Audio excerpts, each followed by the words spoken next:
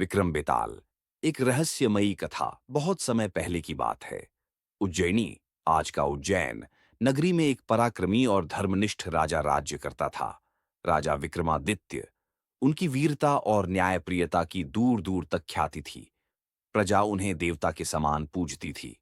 कोई भी निर्णय लेना हो या कोई संकट हो, लोग सबसे पहले राजा विक्रम की ही ओर देखते थे। एक दिन राजा के दरबार में एक रहस्यमय साधु आया। उसके चेहरे पर अजीब सी चमक थी और आंखों में गहराई। उसने विक्रम से कहा, राजन, मैं एक गहन साधना कर रहा हूं। उस साधना की पूर्ति के लिए मुझे एक विशिष्ट क्रिया करनी है जो केवल आपके सहयोग से पूरी हो सकती है। राजा विक्रम ने सहजता से उसकी बात मान ली और साधु की सेवा में तत्पर हो गए। लेकिन साधु की शर्त कुछ अलग थी। उसने कहा कि उन्हें एक विशेष शव लाकर देना होगा जो श्मशान में पीपल के पेड़ पर उल्टा लटका हुआ है। शव कोई सामान्य नहीं, बल्कि एक बेताल है, एक प्रेतात्मा जो रहस्यमयी शक्तियों से युक्त है। राजा ने किसी भय के यह कार्य स्वीकार किया। जैसे ही रात ढली, विक्रम तलवार कमर में बांधकर श्मशान की ओर चल पड़े। वहां वातावरण भयावह था। अंधेरा, तूफान, गरजती बिजली और दूर कहीं सियारों की डरावनी आवाजें। लेकिन विक्रम निडर थे। श्मशान पहुंचकर उन्होंने पीपल के पेड़ को देखा, जिसकी शाखा पर एक शव उल्टा लटका हुआ था।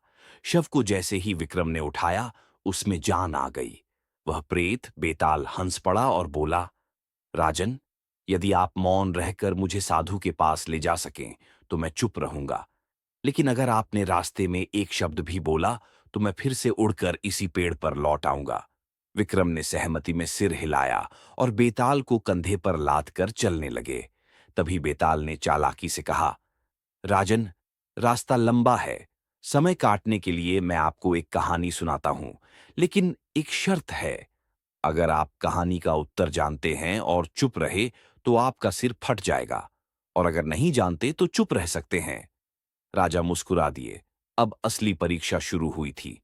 पहली कथा। तीन ब्राह्मण और एक कन्या। बेताल ने पहली कहानी शुरू की। एक नगर में एक अत्यंत सुंदर कन्या रहती थी। तीन ब्राह्मण युवक उससे प्रेम करते थे। दुर्भाग्यवश एक दिन युवती की मृत्यु हो गई। पहला ब्राह्मण उसकी अस्थियां लेकर जंगल में तप करने चला गया। दूसरा उसकी राख को घर ले जाकर हर दिन उसकी पूजा करता रहा, और तीसरा जीवन सामान्य रूप से जीने लगा। एक दिन पहला ब्राह्मण तपस्या से शक्तिशाली मंत्र प्राप्त कर लौटा, जिससे वह युवती को जीवित कर सकता था। उन्होंने मिलकर युवती को पुनर्जीवित किया। अब प्रश्न यह है, राजन, उस युवती का वास्तविक पति कौन होना चाहिए?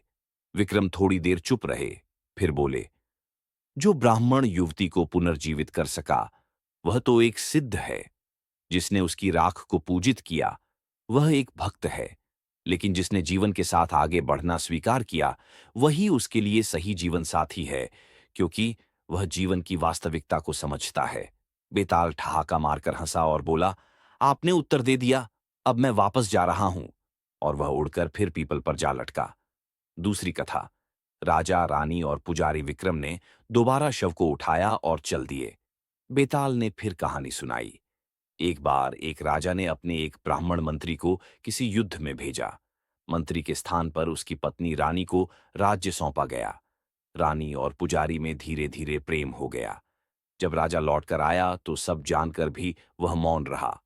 प्रश्न यह है, राजा ने सही किया या नहीं? क्या मौन उसकी कमजोरी थी या बड़प्पन? राजा विक्रम ने उत्तर दिया, राजा का मौन कमजोरी नहीं, बल्कि उसकी महानता का प्रतीक था। उसने प्रेम की स्वतंत्रता को समझा और निजी बदले की भावना से ऊपर उठकर राज्य हित को प्राथमिकता दी। बेताल फिर हंस पड़ा और उड़ गया। ऐसे ही बेताल ने एक के बाद एक 25 कथाएं सुनाईं। हर कहानी रहस्य, बुद्धिमत्ता और नैतिकता से भरी थी। कोई राजा और मंत्री की चालबाजी की थी, कोई सच्चे प्रेम की, कोई न्याय और अन्याय की परीक्षा थी, तो कोई बलिदान की। हर बार विक्रम ने सही उत्तर दिया और हर बार बेताल वापस उड़ गया। पर राजा ने हार नहीं मानी। 25वीं बार जब वे शव को लेकर लौटे, बेताल ने कहा, राजन, अब मैं आपकी परीक्षा से संतुष्ट हूं। मैं कोई साधारण प्रेत नहीं, बल्कि एक शापित विद्वान हूं। उस साधु का उद्देश्य भयंकर है।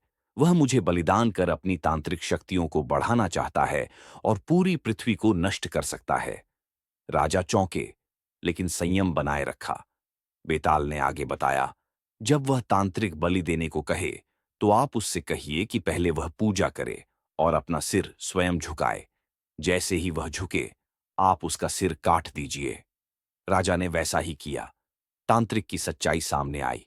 वह वास्तव में एक राक्षस प्रवृत्ति का योगी था, जो अधर्म के मार्ग पर था। राजा ने उसका अंत कर दिया।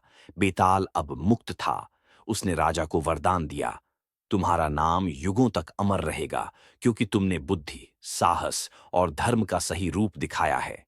कहानी का सार: विक्रम बेताल की कथा केवल एक राजा और एक प्रेत की नहीं, बल्कि हर मनुष्य की आंतरिक परीक्षा की कहानी है।